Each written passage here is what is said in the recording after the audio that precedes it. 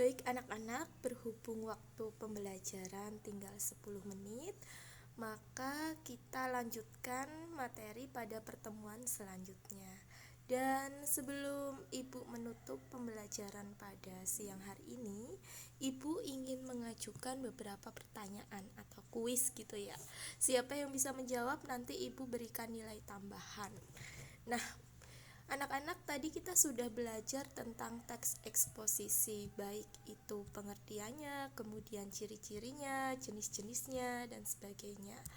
Buat anak-anak yang masih ingat, apa sih yang namanya teks eksposisi? Pengertian teks eksposisi itu apa menurut yang sudah anak-anak pahami? Yang ingin menjawab silakan acungkan tangan.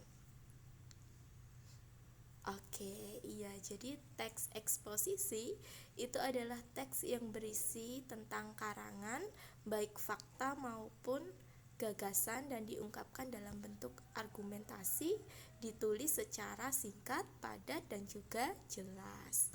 Oke, benar sekali. Kemudian dari pengertian teks eksposisi, pertanyaan yang kedua, setelah kita belajar tentang ciri-ciri teks eksposisi, maka silahkan anak-anak menyebutkan ciri-ciri teks eksposisi yang anak-anak sudah pahami. Siapa yang bisa jawab? Iya, benar sekali.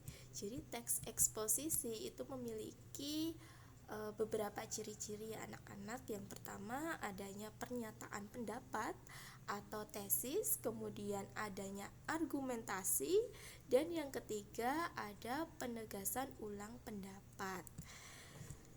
Pertanyaan yang ketiga. Nah, teks eksposisi itu kan ada beberapa jenis atau beragam jenis. Nah, Ibu mau anak-anak menyebutkan 5 saja jenis teks eksposisi. Itu apa saja? Siapa yang ingin menjawab? Ya? Iya, benar. Jadi teks eksposisi itu jenis-jenisnya meliputi, yang pertama ada teks eksposisi definisi, yang kedua ada teks eksposisi proses, kemudian ada teks eksposisi ilustrasi, yang keempat ada teks eksposisi laporan, dan yang kelima ada teks eksposisi perbandingan. Dan tentunya masih banyak lagi ya jenis-jenis teks eksposisi lainnya.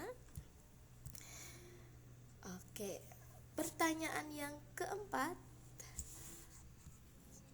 selain ciri-ciri teks eksposisi, kita tadi sudah belajar juga tentang unsur-unsur kebahasaan dalam teks eksposisi. Apa saja unsur-unsur kebahasaan dalam teks eksposisi? Iya, benar. Jadi unsur-unsur kebahasaannya yang pertama menggunakan pronomina, kemudian menggunakan nomina atau kata benda, kemudian ada verba atau kata kerja, kemudian menggunakan konjungsi, begitu ya. Oke, baik anak-anak, karena kita sudah menyelesaikan materi pada hari ini, materi berikutnya kita akan belajar menyimpulkan teks eksposisi ilmiah. Dan tugas dari Ibu untuk anak-anak semua, silahkan membawa teks eksposisi, baik itu dari majalah ataupun bisa dari koran. Nanti kita akan menganalisis teks eksposisi tersebut dan menyimpulkannya secara berkelompok. Untuk penugasan atau materi, ada yang ingin ditanyakan? Tidak ada? Oke, baik, kalau tidak ada berarti sudah paham semua ya. Dari Ibu cukup sekian. Mohon maaf apabila ada kata-kata yang kurang berkenan. Wassalamualaikum warahmatullahi wabarakatuh.